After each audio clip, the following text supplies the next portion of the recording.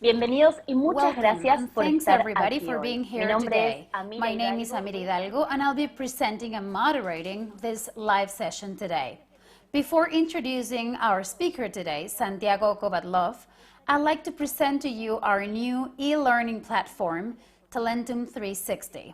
Let's watch a launch video.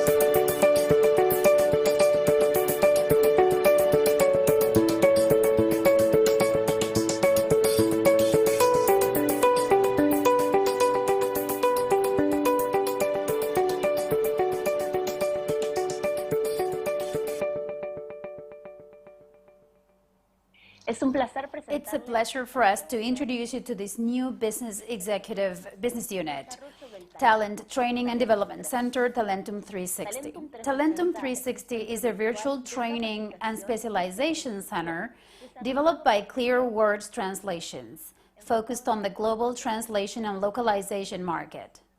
Technology, artificial intelligence, advanced translation techniques, business, games localization, and project management are just a few examples of topics that are covered in the courses. The goal of this training center is to encourage innovative job training, continuous education, and professional development for company talents and public in general. The main goal is to be closer to employees and professionals, contributing and sharing knowledge and new tools. We acknowledge that the translation and localization industry is changing and it brings about new challenges, and Talentum wants to be a part of that movement. This new business unit is for everybody, to hit our professional development and to offer the translation and localization community a single place for professional development. We celebrate the closing of this launch with all of you today and a great speaker who will share his thoughts about the importance of continuous education and how technology may help us in the process. Now, without further ado, we'll introduce Santiago Kovadloff. He is an essay writer, poet, author of children's stories, and translator of Portuguese literature. He graduated from the philosophy school at the University of Buenos Aires, and he has 2 honorary doctorates, one from the UCES and the other one from the UCA-ECE. He's honorary professor at the Autonomous University of Madrid, a member of the Academic and Scientific Committee of Dendur and the Negev in Israel. In 1998, he got, as an essay writer, the first National Literature Award. In 2000, the first City Award of Poetry in the city of Buenos Aires. In 2005, the government of Portugal gave him the Order of the Trade Enrique as a commander and in the grade of commander, as recognition for his work to spread and promote the study of literature in Portugal. In 2010, the Argentine Academy of Journalism gave him an honorary pen for the task that he developed in the written press. In several occasions, he got, as an essay writer, the Silver Conex. He was a guest speaker in the Latin America faculty in the city of Guadalajara, Mexico. In 2019, he was appointed honorary citizen of the city of Buenos Aires, but the representatives chamber in the legislation. He won also the S.A. Pedro Enriquez Jureña granted by the Mexican Literary Works. His works has, among other titles, the following ones: The Prime Silence, The Risks of the Daily Life, The New Ignorance, and The Enigma of Suffering. He is a member of the Literary Academy of Argentina and the Royal Spanish Academy, and member of the National Academy of Moral and Political Sciences. He is also a speaker and private teacher of philosophy and literature. And last but not least, he cooperates constantly with La Nación Buenos Aires. He'll talk about creativity and development in times of social immobility in the framework of webinars about the importance of continuing education in the translation and localization industry. Welcome, Santiago. Thank you so much for being here today. Thank you, Amir Hidalgo, for your kind presentation.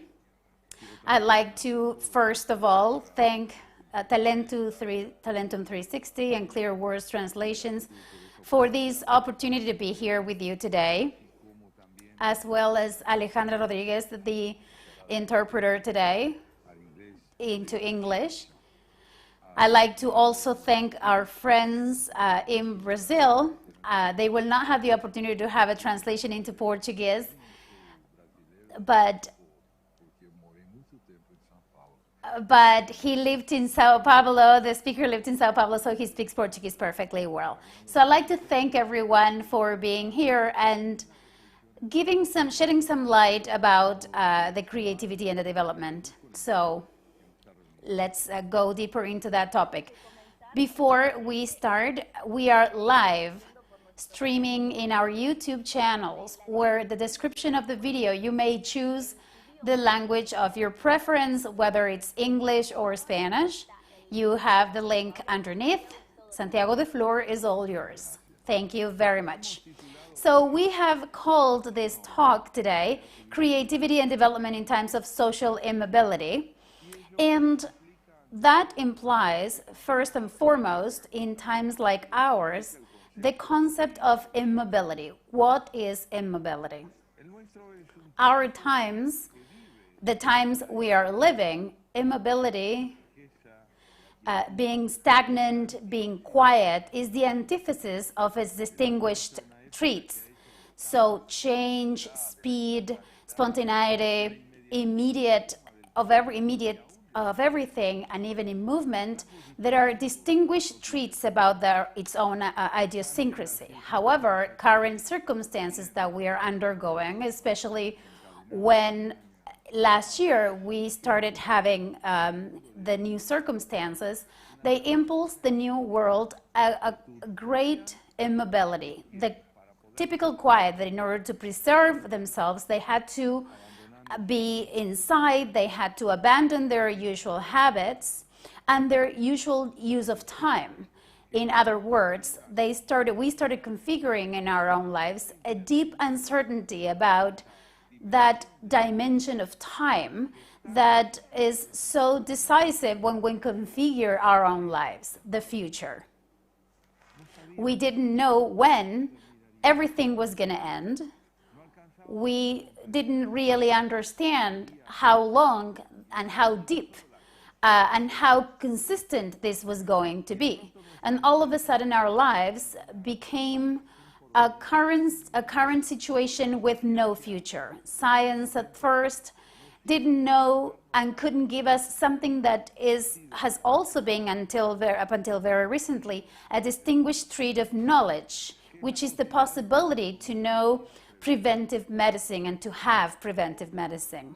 All of our current times have been signed up to last year for a concept, a health concept that was in the hands of medicine that anticipated more and more efficiently to the disruption of those ailments that could affect our daily lives, that could engage or even kill our daily lives. At a certain point, that wasn't the case anymore. We were in face of a pest that was much closer to the Middle Ages, to the future, a pest that came to tell us about how vulnerable we are. And in a frame of science that in the lookout for a solution, they delay the offer that could have in terms of resources so that that solution would guarantee it would be consistent and it would give us the possibility to become a resource that would give us back at least the possibility of not being killed. And those are the vaccines. Vaccines today guarantee, not that we are going to get away with the illness, but at least we're going to get away with death. It is in a great part like that, but we are still creatures, a concept that we had forgotten with these ideas of progress that I will discuss later today. But it has to do with this assumption that progress is to annihilate problems in a more efficient way and without necessarily facing the limits of knowledge. We have known at the beginning of this pandemic the limits of knowledge, the limitations of knowledge, and if we are strict, even today, knowledge has limitations. In face of the uncertainties of an illness, an ailment, a virus that has the ability to transform itself, that is so uncanny that as we find a response for one of its configurations, it immediately turns into something else. And not only that, it extends from people that are older to the younger ones. So social immobility is a concept that affected us twice because it imposed quietness and being still, and it brought us back to some time that belonged to the past and it had nothing to do with the present. The uncertainty, quietness, the doubt of the minimum warranties to develop our everyday lives. That being said, linked to the concept of time, and as I said, I'm going to go back to that, I'd like to now talk about the geopolitical framework around the world, where the creativity concepts and development concepts must be used to reach efficiency and to reach meaning.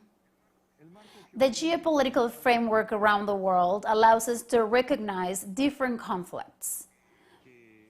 Those conflicts demand creativity in order to solve those conflicts, or at least to shed some light on them. Let's mention one, the crisis that now democracies are facing around the world in view of the advances of populism. The Republicans versus authoritarians, Republicans versus autocracies, elective autocracies, so autocracies that reach power by means of the vote and destroyed from within institutions that are clearly won by the vote. They kill those institutions that represent constitutional democracies. In the same way, in the geopolitical framework around the world, gives us another face of everything, that of the dispute between China and the US for the projection of world influences that covers different regions in the planet. It's discarded, the word option is discarded for now, but that dispute between China and the United States is translated into different pressures that each one of those world powers impose on their interest hegemonic scenarios. Argentina, without a doubt, is among those. Creativity and speed in which China reacts in these social immobility times makes the United States who have formally recovered their democracy after the Donald Trump administration, to wonder how they counteract that Chinese hegemonic attitude in the food industry, in the pharmaceutical industry, in the production of mines like lithium, which is a strategic production. In a way, the crisis that to the European Union, the Brexit occurred, and that's not a small thing, that's not a minor thing. Anyways, we should not forget, such as the geopolitologist Klaus Dodds points out, that something essential that evidenced the coronavirus world impact was the vaccine war. The vaccines war came up to show that creativity and development of responses in view of the social immobility that resulted from the pest may be translated also in the sanitary world, in the health world, in an authentic behavior that is very unhealthy by those states that show with their behavior how ferocious they can be while looking for profitability at expense of suffering.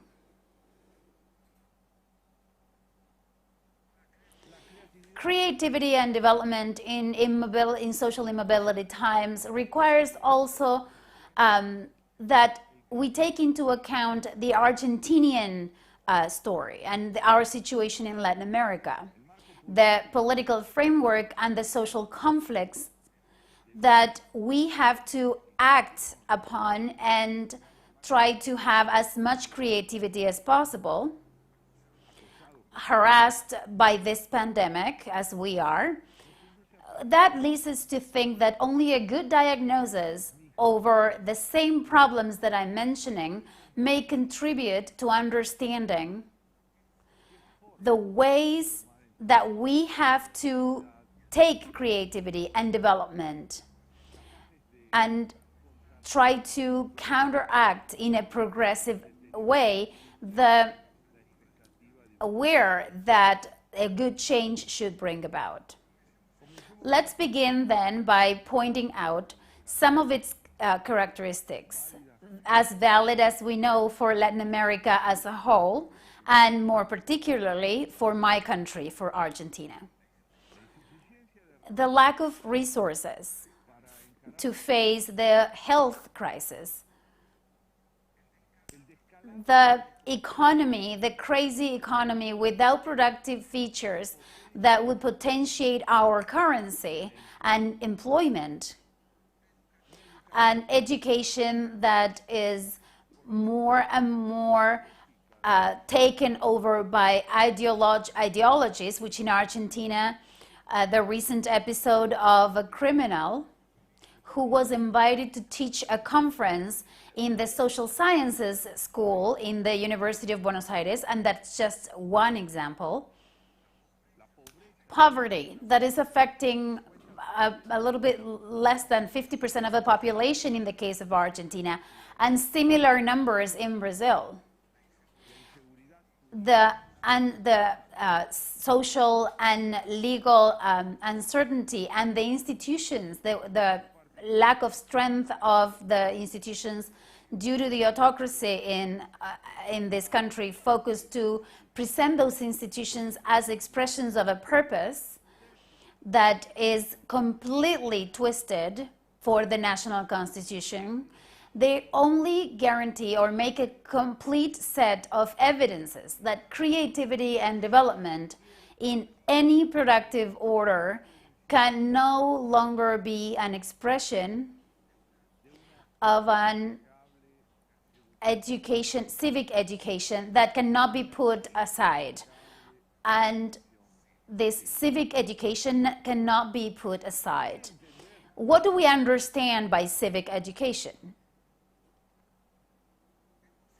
We have witnessed, when the crisis of the coronavirus started, we witnessed those presidents of different countries that denied the importance of what was happening. They underestimated the dramatism that everybody started living due to the general contamination due to the coronavirus. That was the case of England, whose Prime Minister Johnson denied didn't want to recognize what was happening. The case of the Brazilian president, Bolsonaro, who called the coronavirus that was just a small flu. And even more so, in the case of some really bad decisions in our country, when they started protecting us even before the illness reached its magnitude, and they decreased by the lack of resources. They put those in evidence when the illness started expanding and affecting more than 2.5 million people at the time. Therefore, what do we understand by civic education? Without a doubt, if we ask ourselves, what are those creativity and development concepts, we cannot separate them from the notion of civic education in a context like the contemporary one. Why? Because our democracies are fragile. And why? Because the fragile democracies are not only those in the context of the less developed nations, but in those developed nations as well. Nowadays, populism threatens democracies that are well established, and it threatens the existence of a constitutional life within the social democracies that have peaked in terms of development. Therefore, as we will see later, despite the specific activities that each one of us develops in our own lives, we should all wonder ourselves, how can we be better citizens? How can we ensure politic responsibilities in each one of the sectors, so that it has a backup of an institutional structure, both national and international, that is more adapted to the circumstances that we are undergoing. The scope of knowledge that requires a good characterization of changes, which is important to introduce in the political orientation of our countries, in order to guarantee the favorable conditions to deploy creativity and development of each citizen within the framework of the activities where they work, and that is of their personal interest, it results absolutely impossible to put along. Only being sane citizens can we be specialists and experts. Why? Because technical training that each one of us may have in our own fields is not enough to ensure an efficient development of what we know or what we could do. We need structural rules of the game that help with the social context that we're living in. We need to be expert citizens in different specializations, but the civic condition of each one of us is key, because technical training dissociated from the political awareness may be redundant in efficiency without ethics. And it could be, again, efficiency without ethics. Ethics and efficacy should be complementary in a market of a clear capitalism with social sensitivity. We cannot limit efficacy, the sense of training society. There could be efficacy without ethics. And I'm going to give you a tragic example, but I think it's quite accurate. Do you know any more efficacy than that reached by the Nazi regime, eliminating more than 6 million people in the concentration camps in 4.5 years? They were able to eliminate more than 6 million people. You have to be very efficient to do so, but you also have to be very miserable. Of course, you have to be killers, you have to be hitmen, but they were very efficient, we have to admit that. But when efficacy and ethics do not go hand in hand, it ends up being in atrocious acts like the one I just described. I think it's very important to understand that technical training that we should all reach in order for our performance to be more and more efficient in the specific field where we are acting doesn't stop being next to a question that for me it's very important. Am I a citizen? Am I a citizen? Am I aware of the time that I'm living in?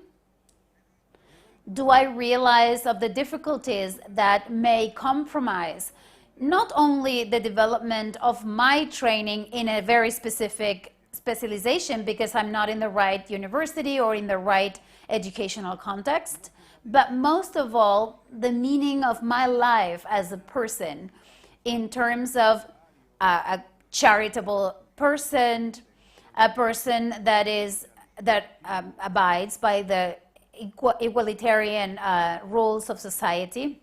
I'm going to point out now an anecdote that I think it's very valuable, and that is the expression of one of the greatest physicists of our times. One of the greatest physicists of our times, named Edison. He was English, and he was a disciple of Einstein. He followed the guidelines of Einstein's. He, with a lot of wisdom and a good English and dramatic humor, he said the following. Any physicist knows that his wife is no more than just a set of atoms and cells. Now, if they treat their wives like that, they would lose them. They would lose their wives. All physicists know that their wives are no more than just a set of atoms and cells. However, if they treat them as such, they would lose them. What did he mean by that? The realities that show the resources, the lab resources, in other words, the specialization per se, cannot be automatically translated outside the lab as if it were the dominant reality. Outside the lab, that repertoire of atoms and cells is a person that we are bonded with and we are affectionate to them by ethics, by a bond where our own realization takes place and has a role. If we are not aware to alert the risk of reducing the technocracy, the risk of reduced technocracy, when it tries to turn into the hegemonic look of reality, we can end up with a world that is politically authoritarian. Because since we do not work with the micro world that each one of us specializes in, we leave politics in the hands of demagogical people. So here we needed a president that at the time said, "Follow me." What does "follow me" means? Just leave everything to me. That's what it means. Let me take over the political world and you do your things. Another one previously said that those who formed the citizenship, we should go from home to work and from work to home, that he was going to take care of politics because he was the president. Without a doubt, it's not about exercising with an omnipotent power any public function or public office, but civic education is the one that allows us to understand the times we are living and what relationship the private and the public have. The private and the public. Because if we are not aware of the relationship between the private and the public, between our own and what's from others, we would be blind. Blind of our own times. And in that sense, I would tell you a substantial difference between being co-ethereal and contemporary. We are, those who have the same age, we are all, regardless of the date we are living, we are all living in the same time, despite the fact that we have different ages. But that is not a personal merit. That is the result of an fortunate night in which we had nothing to do. Now, being contemporary is something else. In order to be contemporary, we need to understand the way in which the private and the public coexist, the personal and the collective. Otherwise, as I said before, we will lose the sense, the deep sense of the understanding of professional responsibilities that we have, beyond logical ambitions that we may have to progress, to train ourselves, to perfect ourselves. Argentina, for example, is a country nowadays that is that has immobility not only because of the pandemic, but also because of its outdating, and not necessarily in a technological point of view. In the agricultural industry, we are at the forefront. We have had several Nobel Prizes. But we are a country that is outdated because in the political order, we are still closer to the 19th century than to the 21st century. Argentina suffers a strong constitutional and legal anemia and political party anemia. The same thing happens in Brazil. And except for Uruguay and Chile, the rest of the countries in Latin America are countries that are affected by what I called the outdating. That is the political disorientation in managing their key problems. These are countries that are on the verge of a fictitious federalism. In the case of Argentina, we have a centralized government that has one head in Buenos Aires, and cities and provinces develop very slowly and not very articulately. These are countries affected by a concept of the law and the legal aspect of the law that looks up to putting the law in the service of the political power and the political administration, and not the other way around. So the political power should be serving the law. So they having creativity and development in the personal level may sometimes make it possible, even when we have to live in nations that are politically disarticulated or that do not have a real integration to the world.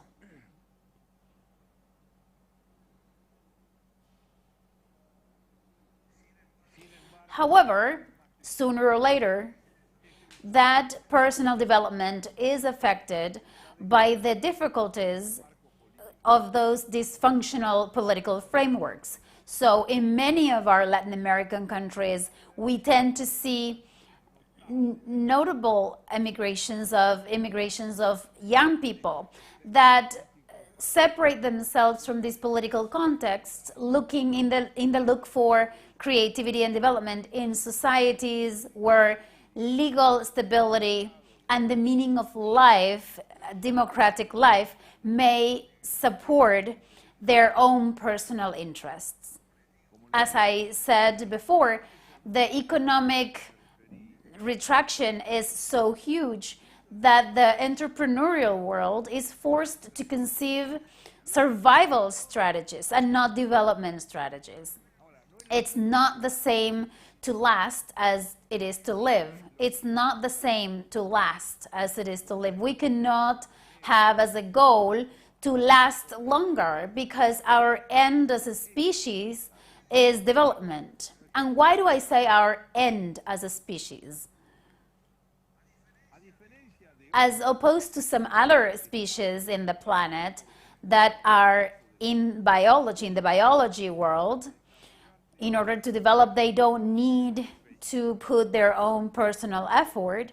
For example, we don't know any kangaroo that wants to reach maturity. Biology is enough.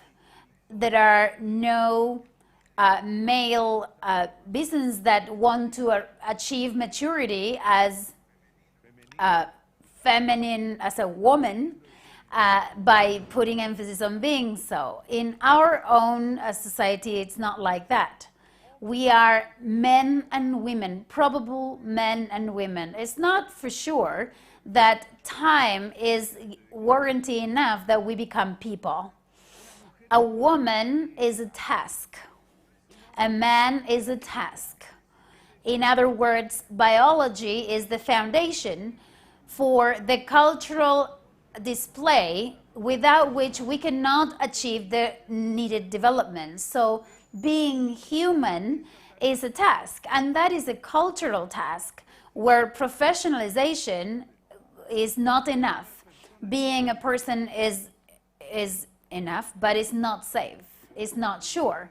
We may be human, we may appear to be human, but we may be corrupt, or we may be criminals, and to be very well read and very educated, very polite.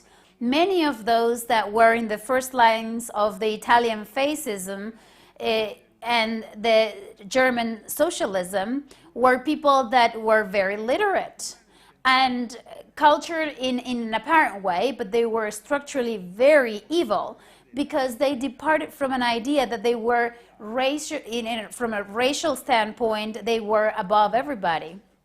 And they were blunt about the economic display and life. So we are potential lives. We are potentials. So that's why it's so important to understand that the creativity and development strategies must be put simultaneously to the service of the specialization that we want to develop ourselves in, and in the ethical set of the civic education. Without citizens that have civic education, we cannot have democratic specialists. Efficacy is not enough. The challenge that these social immobility times, relative immobility times imposes us demands double training. First, understanding the social drama that we are undergoing, that we're living in the incorrectly structured political situations, and the drama that is imposed to look for resources, to escape to that field of just lasting longer and to develop our projects fully. It is absolutely necessary to generate social political conditions that would allow us to go through from those defensive procedures that backing up imply, immobility imply, to the offensive projects. By giving now the private initiative more room, which is the only resource of authentic development for more social equality that a society should have in order to be free. Capitalism is not voracity, understood with in a free way within a social democracy. It's a stimuli resource for the development, not only the personal development, but also for the collective development. And we need to recover that in view of the fact of what I said before. The pandemic has been democratic. It has affected us all in the same way. And it's a paradox. It has been more democratic than globalization. Globalization is not equitable. Globalization rests on the primacy of hegemonic countries, less developed countries, that if they do not reach a certain development, they will end up being in the hands of those powerful countries, as it always happened. But those powerful countries compete among themselves in the way that Dobbs said. They want to generate markets many times to introduce their resources, for example, their vaccines, in a ferocious competence where profitability and the offer is all that matters, and not the situation of those who need that offer, who demand that offer. What made this pandemic evident then in our relationship with time? And with this, I want to end my speech. What made this pandemic evident in our relationship with time? Let's begin by saying that we are time. It's not that we have time. Sometimes we have time, sometimes we don't have time, but we are time. Our lives are within succession of hours. Death is not that is waiting for us at the end of our lives. Death is what we are living it as time goes by, but not as an extinction, but as a limit. The limit is imposed right now, in this very moment. We cannot do everything, and that's exactly being dead while alive. Understanding there is a limit for ambition, understanding there is a limit for bragging about everything, about knowledge, for cruelty, if the law exists. When we die, we leave behind and we stop being time, but at the same time that we stop being time, we stop dying. Death happens while we are living because it's an experience of subjectivity. No one is the main character of their own death after they expire. We are the main character of our death while we are alive. And what does that mean? How does this contribute in terms of time? Well, if we are finite, if temporality is our distinctive feature, how can we use time so that it comes back around and stop being in this immobility that reclusion imposes us? The world is suffering and has been suffering for more than half a century, a deep alteration in the time order that is generated mostly by the climate change.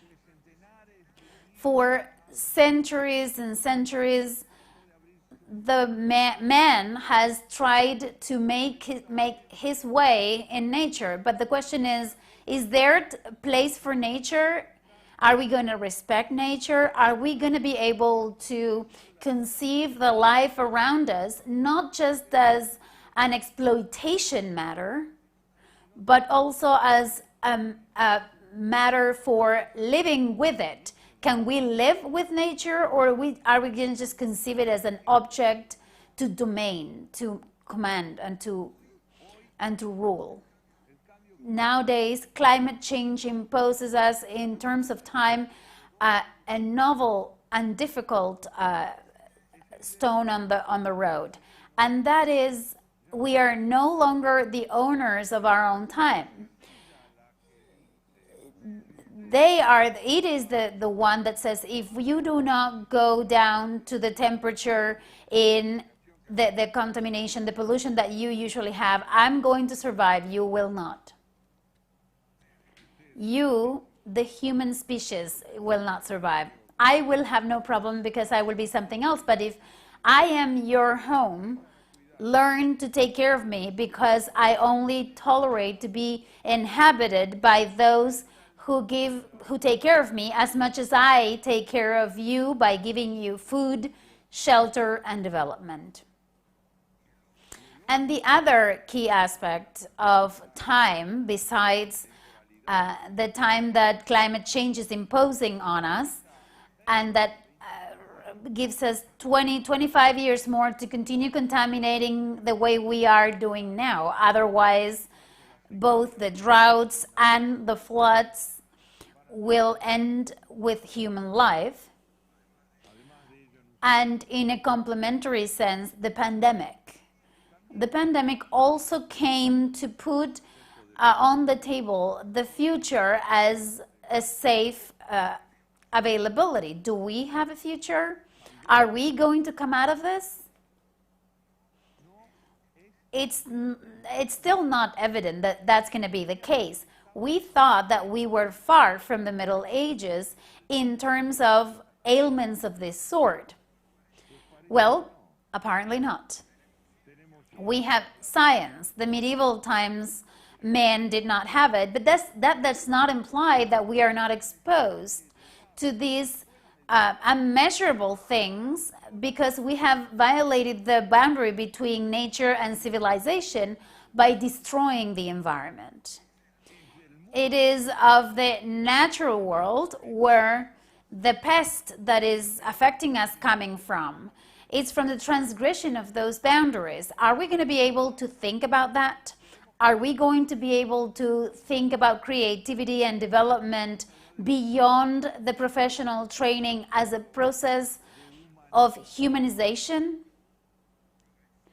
Progressive humanization of our species, by giving to those that are in the entrepreneurial world and the arts and the sciences a greater solidary awareness, not only with the rest of the people, but also with the environment. We cannot continue conceiving progress as annihilation, only of annihilation of problems. There is progress where, together with the problems that are solved, there are some problems that come up that we did not expect. And that's where progress comes up. Solving a problem, finding a new one. An interesting person is not just the person who does not have problems. Those who don't have problems is someone who is already dead beforehand. The actually interesting thing about human beings is the quality of the problems that they have. We must understand of having problems of more quality. Otherwise, we fall in the repetition, in the monotony of the inertia and the lack of movement, the impossibility of creativity and development. Thank you very much. Santiago, thank you very much for this valuable point of view about creativity and developments in times of social immobility. We have a couple of questions that people have asked as you were talking in our YouTube channel. Let's share some of them. Michaela asks, how do you think the ethics in new environments such as virtual education play? What is the role of ethics? Well, that is a key question without a doubt. Changing communication mechanisms is without a doubt extraordinary and revolutionary, but it also presents certain risks.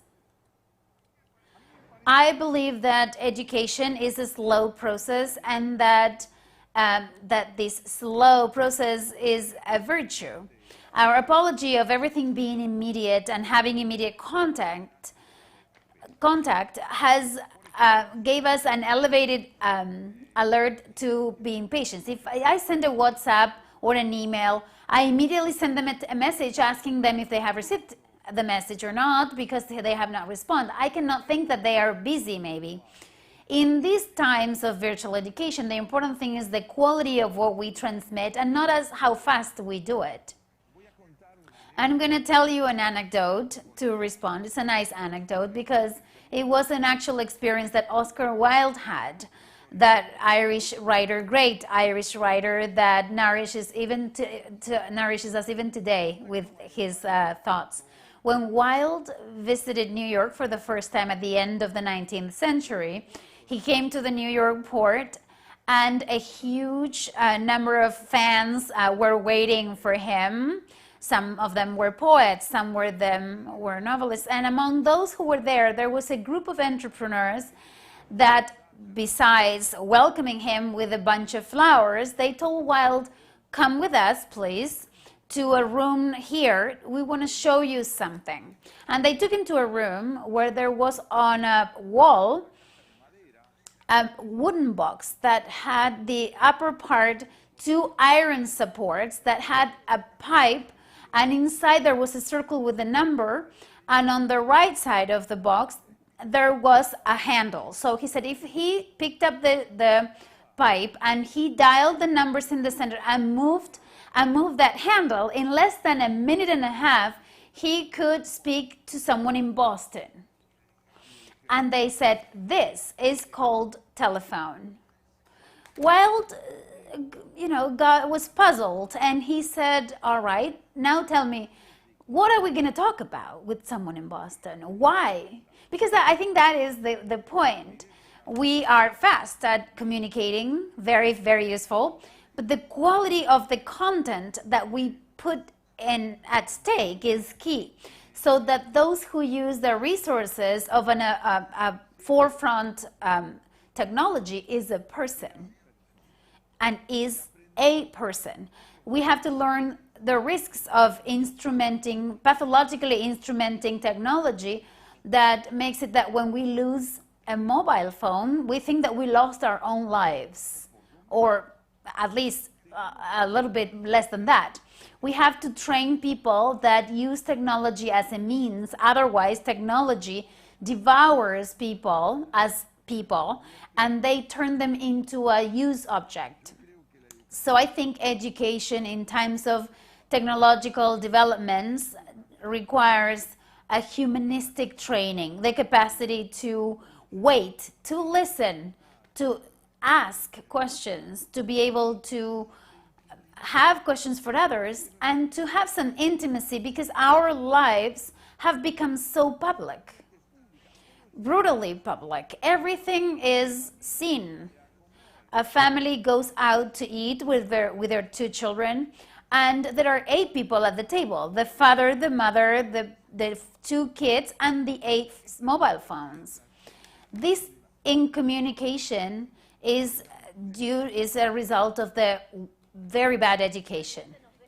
Yes, thank you, Santiago. That is a very interesting reflection. We are all thinking about it now. Another question now from Maria. Up until we have in Latin America a civic education that is a good civic education, how can we embark on this development to those who embark on, again, continuous education? Excellent question too. I think we should do it by developing things that go hand in hand with our civic education. You talked about some countries that up until certain decades, they have a very small political quality. Nowadays, that has been overcome, and there is a high social demand. For instance, countries like Brazil, where people have learned to go out on the streets and to ask for their rights, to ask politicians to do what the law requires. And populism is a constant threat. That's a truth, that's a fact. But you know, people going to demonstrations with flags. I don't know how the interpreter is going to do that, is going to say that, but demonstrating with flags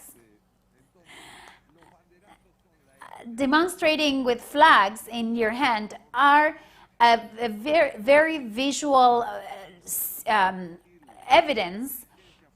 We have to ask our political leaders to abide by the law, to be up to what they represent, and that is only possible with social participation. Even those of us who have devoted our time to our training and university training and individual training, we cannot show our politicians in any other way but to explain to them they have to represent us accordingly, with contradictions, with uncertainties, but progressively to a better civic quality. Okay, there are more questions in our YouTube channel. Now Ornella asks, how do you think we translators should act in these times?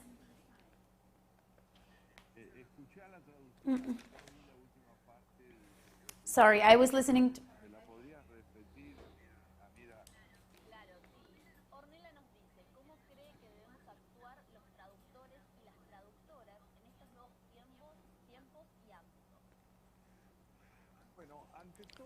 First of all, I think I'm going to give you my opinion as a translator. I'm also a translator.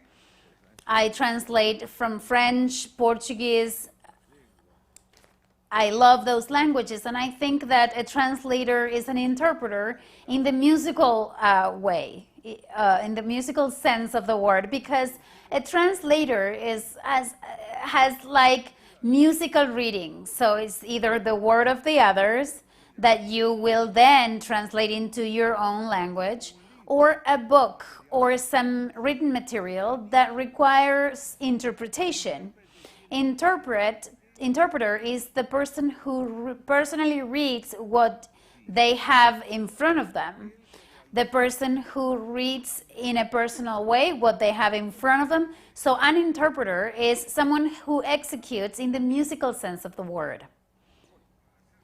To be clearer, those of us who love music, we know that if someone tells us if we want to listen to the violin concert by Mendelssohn, we're going to ask if it's interpreted by whom. Interpreted by whom is the question. So a translator is mostly like a pope, a pontifice, because they serve as a bridge, and as well trained as they are in the order of the knowledge of the language that they are the source and the target, the better quality they will have in the reception in those that are the receptors. We as interpreters, we have to give interpretation quality to the one listening so that they forget that they are listening to a translation, and so that they can, in the language that they receive the communicated text, they can feel at ease, they can feel glad and happy in what they are listening. I know, and I'm sure that Alejandra's work has communicated that. Yes, we feel really pleased with you, very happy with you. Thank you. And to close this, we have Hugo's question that says, as entrepreneurs or private individuals, how can we generate a change or a development in Latin America? How can we develop creativity for the new? Well, first of all, trying, as I said before, going from defensive policies to offensive policies, from long-lasting to living. And in order to do that, Argentinian entrepreneurs who are very powerful, and they can develop as much as we can imagine, both SMEs and big corporations. They should advance on the understanding of which ones have to be the state policies that are needed to ensure predictability and legitimate initiative. And that means that we have to get closer with politics, and they have to find dialogue and to talk to those political leaders who have liberal ideals, Republican ideals, constitutional development ideals. Otherwise, there is no perspective for the entrepreneurs.